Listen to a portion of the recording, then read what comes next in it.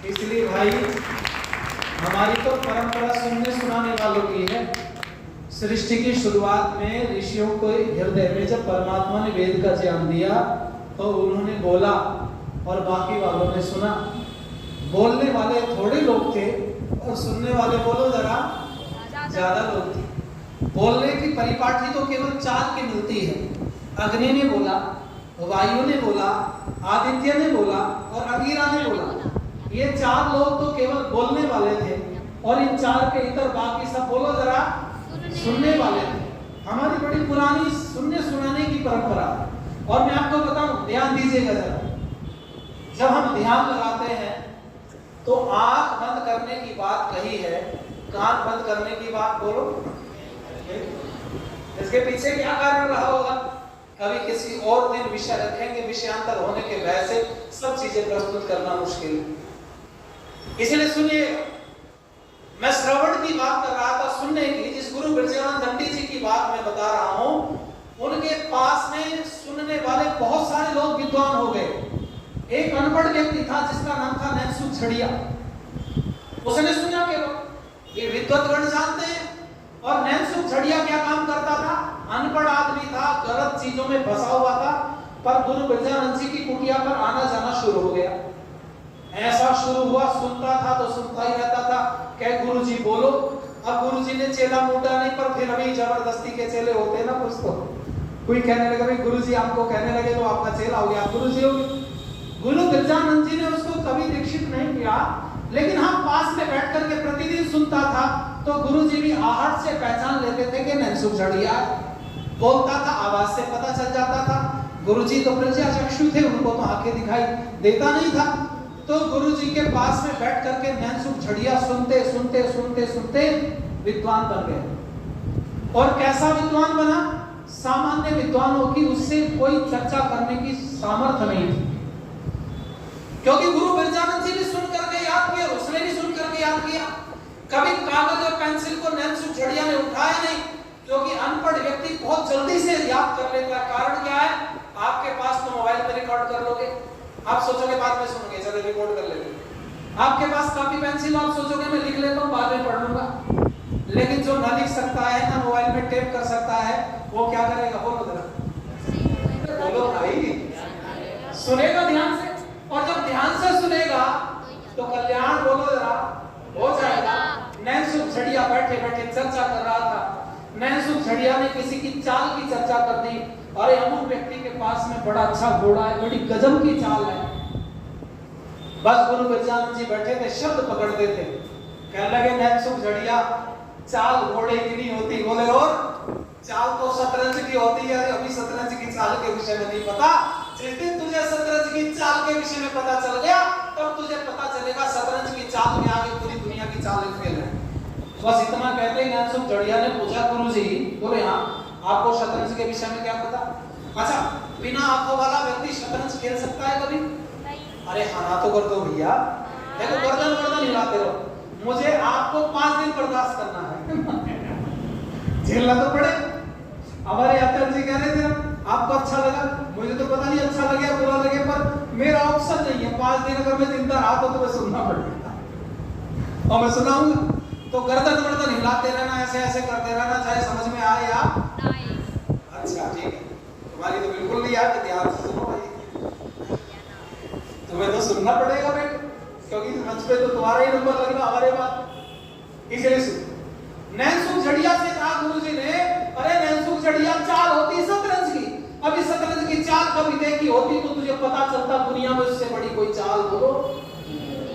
अरे शतरंज की चाल ही तो चली थी महाभारत में। अरे बोलो भैया, काय की चाल थी बोलो? शतरंज की। कितना उलट पुलट हो गया। भगवान कृष्ण ने एक व्यक्ति जरासंध को मार करके पूरी दुनिया के ऊपर चक्रवर्ती राज्य स्थापित किया था इंद्रप्रस्थ का। मेरे पास समय अभाव है तो सब चीजें नहीं बोल सकता। पूरा एक छत्र राज पूरी दुनिया पर हो गया और एक शतरंज की चाल ने पूरे राज को बोलो जरा। बस नैनसुख झड़िया ने कहा आप शतरंज जानते हो गुरुजी? गुरुजी ने कहा अगर जानते नहीं होते तो तुम्हें काय को चाल बता रहे थे। कहने लगा गुरुजी फिर हो जाए तो हाथ। गुरुजी ने कहा नहीं, शतरंज नहीं खेल सकता, बहुत समय हो गया है। उसने कहा नहीं गुरुजी, आपकी सेवा में एक व्यक्ति उपस्थित होता है जिसका नाम है केदारनाथ खत्री। गुरुजी ने कहा कहने लगा केदारनाथ खत्री का बहुत दूर तक कोई हाथ थामने वाला नहीं। गंगा यमुना के बीच में तो कोई व्यक्ति ऐसा है ही नहीं इसके आसपास में जो केदारनाथ खत्री का कोई हाथ थाम सके। इतना बड़ा शतरंज का खिलाड़ी है, आपके चरणों में तो उपस्थित होता रहता है, पर कभी चर्चा नहीं हुई। गुरुजी ने कहा देखो भाई, नैनसुख झड़िया शतरंज अगर तुम मेरे से सीख देखना चाहते हो तो मैं एक ही बार शतरंज खेलूंगा, दोबारा खेलूंगा नहीं कभी। और जिसको तुम दुनिया में सबसे बड़ा खिलाड़ी समझते हो उसको पकड़ लाओ, केदारनाथ खत्री से बड़ा हो तो उसको ले आओ। कहने लगा गुरुजी केदारनाथ खत्री से बड़ा कोई शतरंज का खिलाड़ी नहीं। कल ला पकड़ के केदारनाथ खत्री चरणों में उपस्थित हो गया। नतमस्तक होने के बाद कहने लगा गुरुजी शुरू किया जाए। पूरी विषाद बिछा दी गई और बैठ गए दोनों। केदारनाथ खत्री इधर, गुरुजी उधर, नैनसुख झड़िया बीच में। एक दूसरी तरफ कोई व्यक्ति और दृष्टि रखने के लिए रखा गया जो तीसरा व्यक्ति देख सके। नैनसुख झड़िया तो गुरुजी ने कहा मुझे तुम पर विश्वास है, घोड़े को, वजीर को, राजा को यहाँ लगा दो जहां लगना चाहिए। लग गया, ठीक है, कौन चलेगा चाल? केदारनाथ खत्री ने कहा मैं चल देता हूँ। केदारनाथ खत्री गुरुजी तो कहता था पर हारना नहीं चाहता था। सुन लो सब जन। केदारनाथ खत्री चलता चला गया चाल। नैनसुख झड़िया को गुरुजी पूछते थे कहाँ घोड़ा, कहाँ राजा, कहाँ वजीर, और कहते थे अब ये वाली चाल चलते। नैनसुख झड़िया चाल चलता रहा गुरुजी की तरफ से। खेल का कोई अंत नहीं हो रहा है, घंटों निकल गया। गुरुजी ने एक बात पूछी, केदारनाथ खत्री बोले हाँ, अब तक कुल मिलाकर के कितनी चाल हुई? कहने लगा गुरुजी गिनी नहीं मैंने। के गिना नहीं? बोला ना। तो कहने लगे तू तो बहुत कच्चा खिलाड़ी है। गुरु बिरजानंद ने कहा कच्चे खिलाड़ी हो केदारनाथ खत्री, 172 चाल चली जा चुकी है। अब मैं नैनसुख झड़िया से बोलूंगा 173 चाल चली जाएगी और तुम्हारे खेल का काम तमाम हो जाएगा। यही हुआ, गुरुजी ने 173 चाल चली और खेल समाप्त।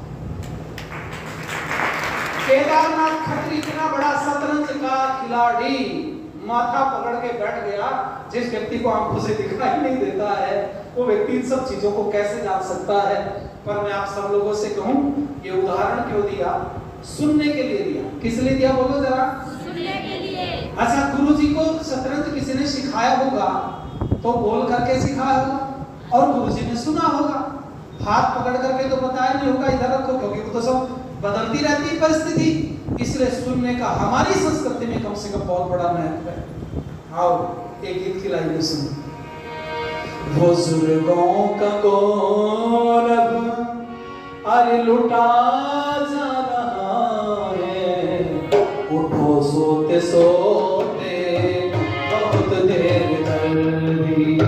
संभलने के दिन है संभलना पड़ेगा, वक्त खोते खोते बहुत देर कर दी। संभलने के दिन है संभलना पड़ेगा, वक्त खोते खोते बहुत देर कर दी।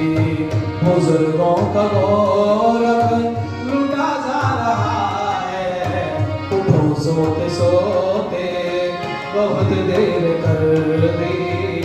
उठो सोते सोते बहुत देर कर। बहुत दिन बजाई कन्हैया की बंशी, बहुत दिन बजाई कन्हैया की बंशी, मगर अब सुदर्शन उठाना पड़ेगा। शिव जी के डमरू व बम बम को छोड़ो, त्रिशूल कर में सजाना पड़ेगा। लगा करके डुबकी, लगा करके डुबकी, लगा करके डुबकी, बहुत गंगा जल में पाप धोते धोते बहुत देर कर दी। संभलने के दिन है संभलना पड़ेगा, वक्त खोते खोते बहुत देर कर दी। वक्त खोते खोते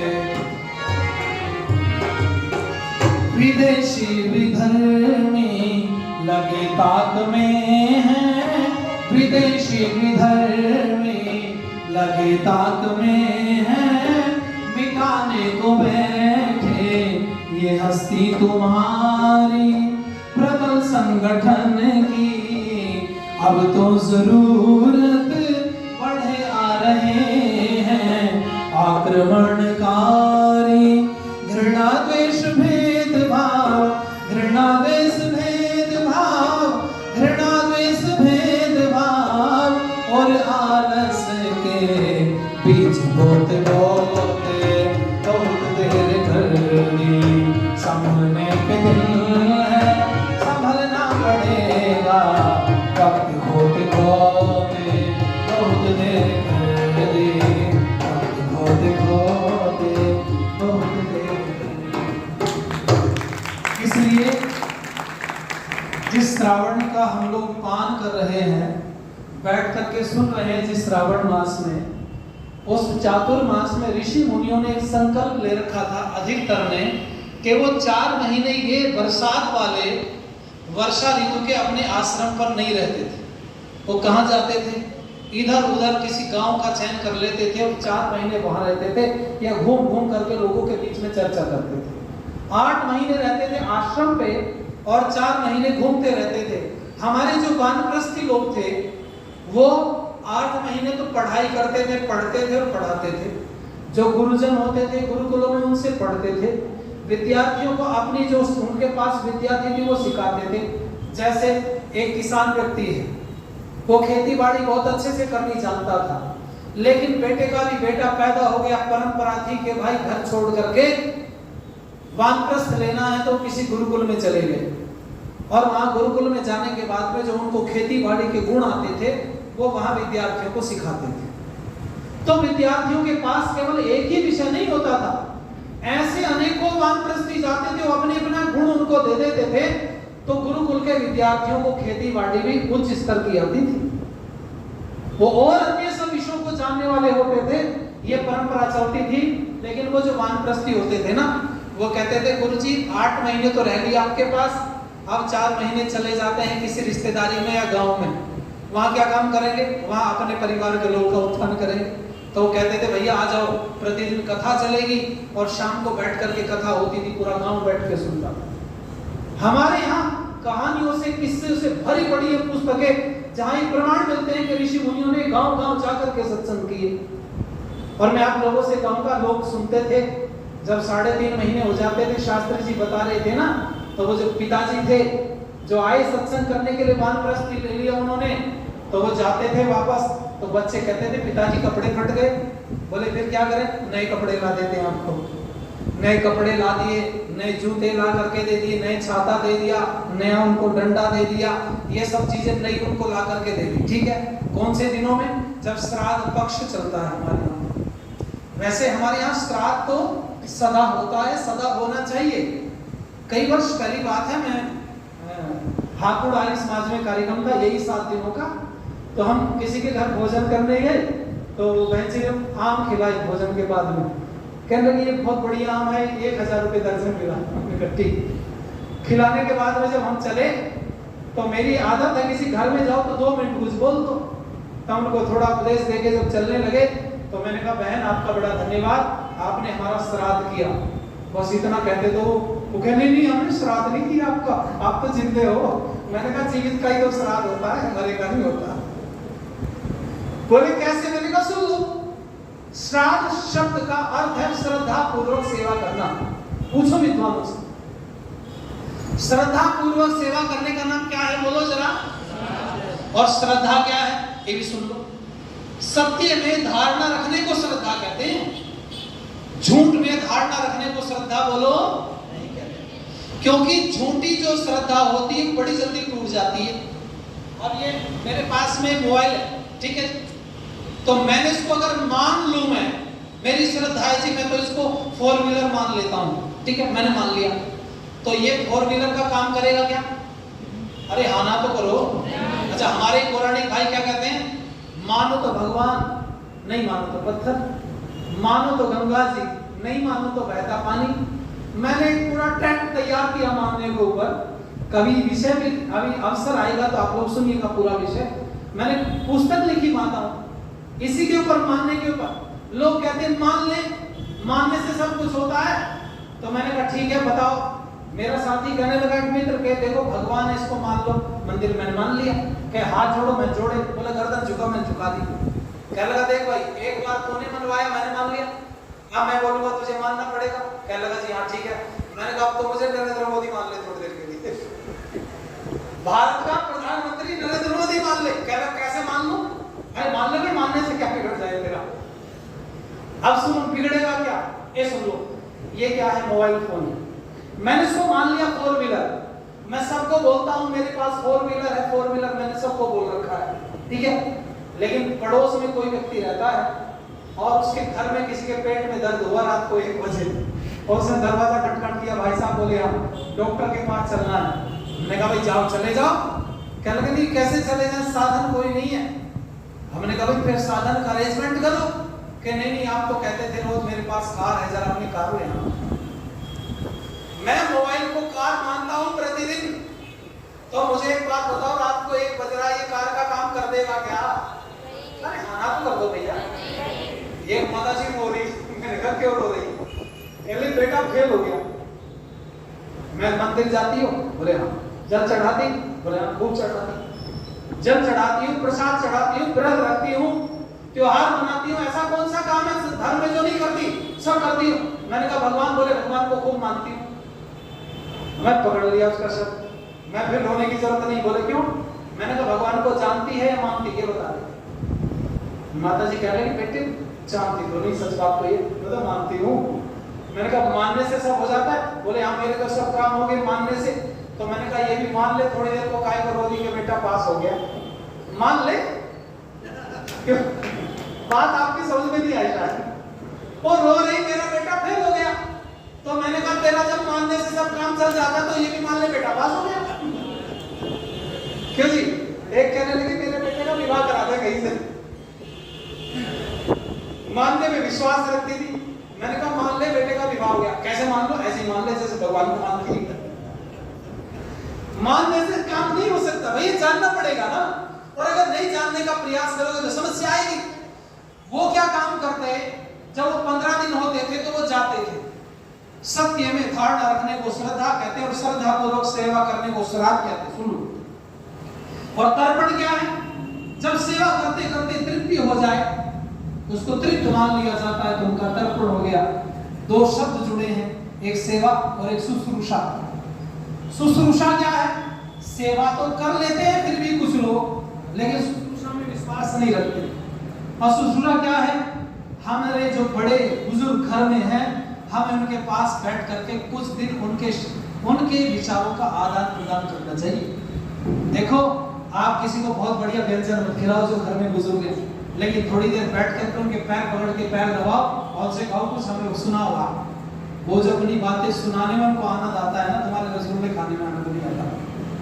तुम्हारे दुनिया भर के व्यंजन फेल है जो बोलते हैं अंदर से। तो ये काम भी हमें घर में करना चाहिए। और मैं आपकी जानकारी के लिए बताऊं, ये चातुर्मास हमारा चलता रहा। वो 4 महीने के बाद में 15 दिन वो लौट करके चले जाते थे, लेकिन ये पाखंड में कैसे परिवर्तित हो गया ये सुन लो।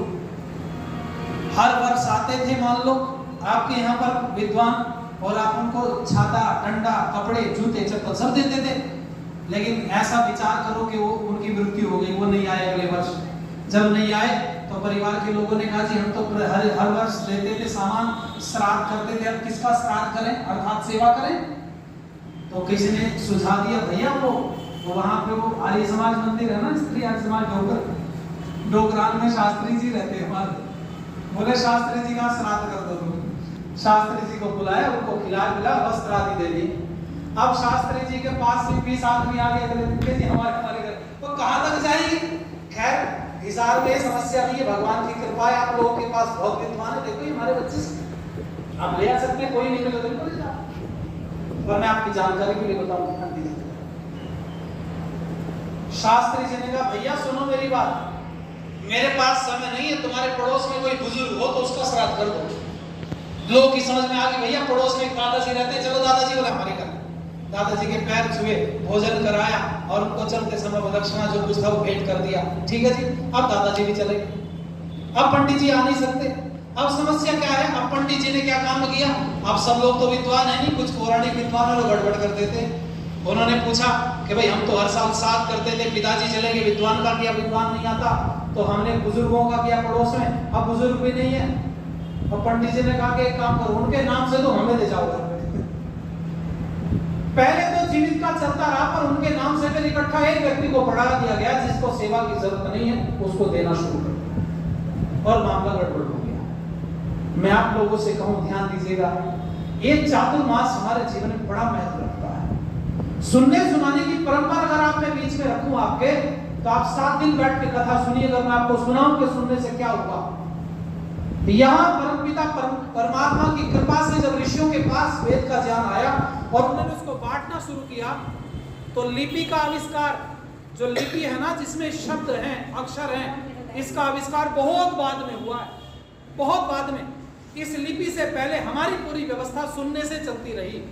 अच्छा आपको बताऊं, जो सुन लेता है वो फायदे में रहता है। क्यों जी? सुनने वाला फायदे में रहता है, सुनाने वाला? जोर से बोलो। सुनने वाला। तो आप लोग सुनते हो, और कमाल की बात यह है जब कहीं गड़बड़ हो जाए मामला तो चुप नहीं होता, कोई बोलते जाओ। पर मैं आपको बताऊं, हमारे शास्त्री जी बता रहे हैं कि सुनने वाला भी लाभ में रहता है और सुनाने वाला भी लाभ में रहता है। लेकिन भैया लाभ में तब रहोगे जब सुनाने वाला ठीक को सुनाएगा और सुनने वाला भी ठीक सुनेगा। और मैं बैठ कर के यहाँ उलट पुलट बातें गाली उतार देना शुरू करूँ तो सुनोगे क्या? नहीं। शायद ऐसा लगता है कि बहुत सारी चीज़ों में बड़ा परिवर्तन की आवश्यकता है। इसलिए मैं आप लोगों से कहूँगा, जो कि इस समय बड़ी तेजी से दौड़ रहा है, और बिजली वाले भी पता नहीं उनको पता चल गया क्या मेरे बारे में बैठा है। चलो कोई बात नहीं, कोई गिला शिकवा नहीं, क्योंकि कोई बिगाड़ना नहीं चाहता, पर अनायास सारी चीज़ें हो जाती हैं। मैं आप सब लोगों से निवेदन करूँगा कि जो बातें आप लोगों के बीच में मैंने रखी है, चूँकि एक घंटे का समय आप लोगों ने मुझे दिया, वो दौड़ रहा है, आप लोग घड़ी देखोगे तो अच्छा नहीं लगेगा, तो मुझे लगता है कि अपने आप ही फिर समाप्त कर देना चाहिए। क्योंकि मैं साहित्य हिंदी का विद्यार्थी रहा हूँ, और साहित्य हिंदी में मैंने पढ़ा था शास्त्री जी कि अतिक्रमण से बचना चाहिए। अतिक्रमण करोगे तो आक्रमण होगा, आक्रमण में फिर तोड़फोड़ होगी, और तोड़फोड़ में नुकसान होगा, तो नुकसान से बचना तो अतिक्रमण से बचो। मैं समय का अतिक्रमण करूंगा तो समस्या पैदा होगी। इसलिए आप बस केवल चंद लाइनें कह करके मैं वाणी को विराम की तरफ लेके चलूंगा। फिर कल जैसी व्यवस्था होगी आपके बीच में उपस्थित होंगे। कुछ विषय अगर ऐसे हैं जिनको आप सुनना चाहते हैं तो शास्त्री जी को इंगित कर दें और हमें बता दिया जाए, उन विषयों पर प्रकाश डालेंगे। और प्रयास ये रहेगा कि कई विषय हमारे ऐसे जिनमें हमने शोध किया है, जैसे संसार की सृष्टि उत्पत्ति विषय, इसको सामान्य व्यक्ति जन साधारण तक कैसे पहुंचाया जा सके, उन विषयों को प्रयास करेंगे किस दिन आपके बीच में रखा जाए। तो आओ बस चंद लाइन आप लोग गाइए मेरे साथ में, चूँकि आपको याद होंगी, सुनी सुनाई लाइनें, अच्छा लगेगा।